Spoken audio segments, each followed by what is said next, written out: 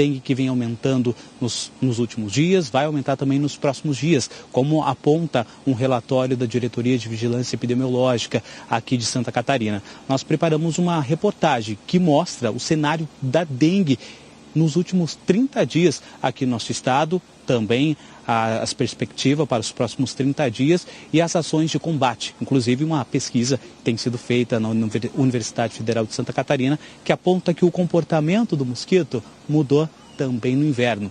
Vamos ver.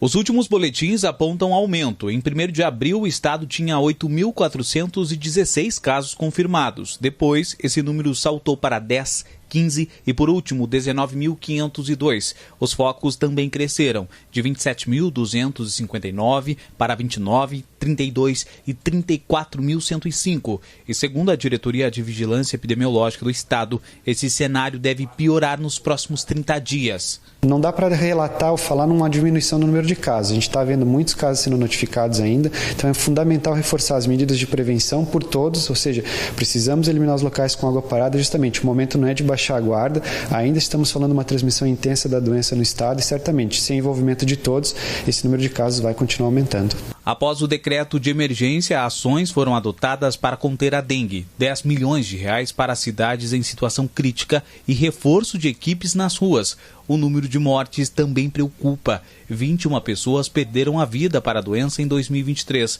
Joinville e Palhoça têm mais registros. No ano passado, 90 óbitos foram confirmados.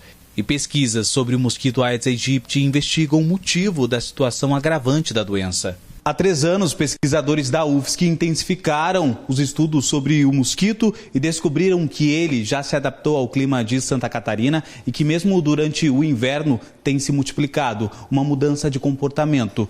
Essa pesquisa pode servir, por exemplo, para discutir medidas de enfrentamento à dengue. O que nós sabemos até agora é que houve uma adaptação do Aedes aegypti para as condições aqui em Santa Catarina.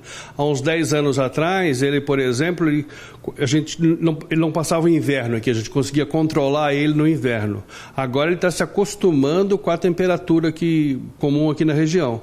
E com isso, então, ele começa a passar o inverno aqui, a gente encontra focos no inverno. Tem várias pesquisas sendo feitas com relação à interação dele com o próprio vírus da dengue. O objetivo de todas as pesquisas é realmente contribuir com a prevenção. A Sociedade Catarinense de Infectologia acompanha os dados da doença e destaca o que precisa para reduzir novos casos. As medidas ambientais que precisam ser tomadas, elas não são novidade no âmbito de políticas públicas. E elas são feitas no Brasil inteiro, que é o rastreamento e eliminação dos focos do mosquito e do mosquito em si.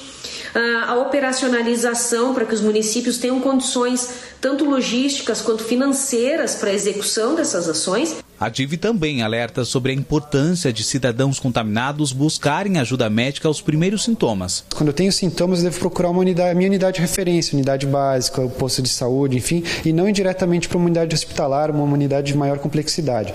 Essas unidades são justamente para aqueles casos mais graves, aqueles casos com sinais de alarme que demandam acompanhamento. E essa mesmo é a orientação por parte do governo do estado para buscar, se surgir algum sintoma de dengue, primeiro a unidade básica de saúde de referência aí do seu bairro. E falando sobre a dengue, na próxima quarta-feira, um novo boletim epidemiológico será divulgado. Provavelmente, assim como disse a DIV, novos casos surgiram, viu? Márcia, volto contigo. Sem dúvida e com certeza.